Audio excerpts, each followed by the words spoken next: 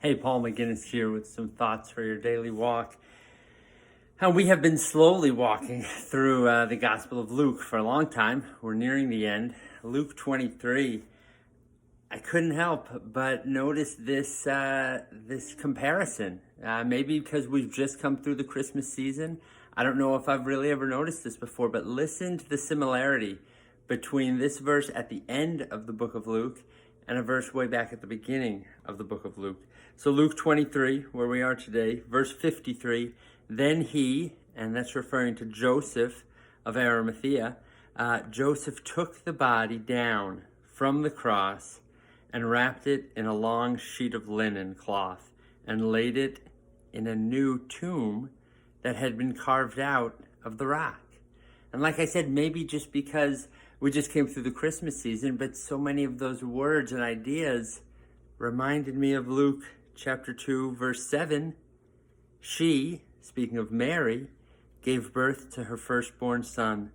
She wrapped him snugly in strips of cloth and laid him in a manger because there was no lodging available for them.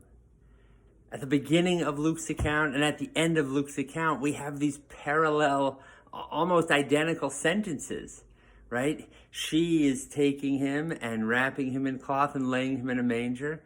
And then at the end, he is taking him and wrapping him in cloth and laying him in a new tomb. And I'm not sure exactly what Luke is trying to get at there, but I love the parallelism. I love the reminder that this baby born in the manger was the same person, the same God become man, who also laid down his life on a cross. And just as humans, frail, weak, you and I, Mary was used at the very beginning. Here's a man named Joseph, just like his father's name, used at the very end. And so here's God coming close, coming to become one of us, to be wrapped in our own cloth, to be held by our own hands. God became flesh, came with us, and allows himself to be born as a human, allows himself to die as a human, allows himself to be laid in a manger, allows himself to be laid in a tomb.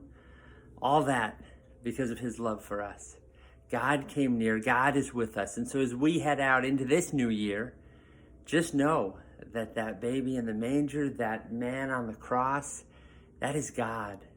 Your God, our God, not waiting for us to come to him, but coming to us, becoming one of us, and allowing himself to be held and cared for by us.